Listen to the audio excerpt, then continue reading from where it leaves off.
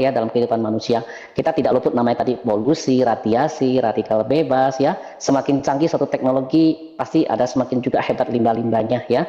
Jadi radikal bebas ini memang akan merusak sel-sel tubuh kita.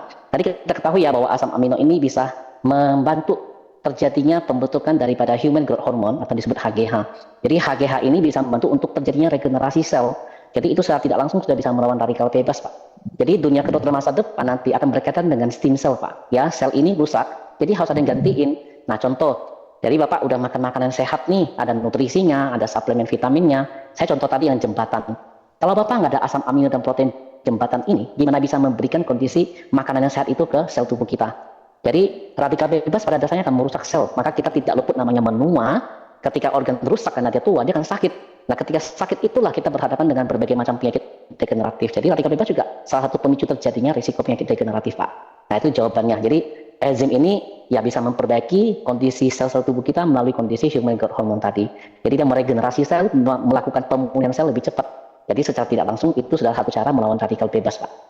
Ya, nah itu pertanyaan pertama. Yang kedua, Bapak katakan bagaimana bisa untuk melawan kondisi kecemasan, anxietas ya, disebut anxiety disorder, panik yang mengalami kondisi gangguan secara kondisi mental dan suasana hati, itu semua bisa diperbaiki oleh dua asam amino di dalam komposisi kita, yaitu adalah tirosin dan tryptophan.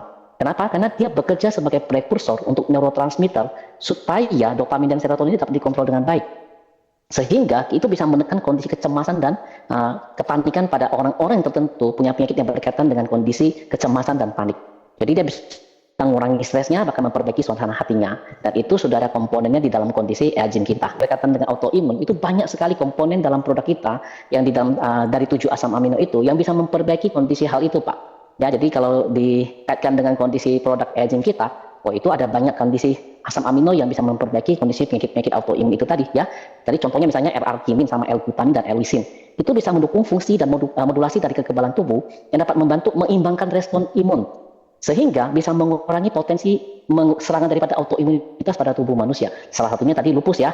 Nah, itu dari komponen hanya dari arginin, glutamin, dan lisin. Nah, terus dia juga namanya autoimunitas akan memicu terjadi proses peradangan di tubuh. Ya, jadi biasa kita lihat satu proses kondisi penyakit autoimun itu kan ada satu proses dari peradangan. Maka nanti rata-rata dokter akan meresepkan anti radang pada orang-orang yang terkena autoimunitas. Nah, auto radang yang steroid itu kan tidak baik kalau dikonsumsi jangka panjang. Nah, kalau kita dari asam amino enzim ini, salah satunya adalah L-glutamin dan L-citrulline. Dia memiliki sifat anti-inflamasi. Jadi bisa dapat untuk meringankan peradangan kronis pada penyakit-penyakit yang berkaitan dengan autoimun. Ya, nah jadi itulah beberapa komposisi yang bisa untuk melawan kondisi autoimunitas.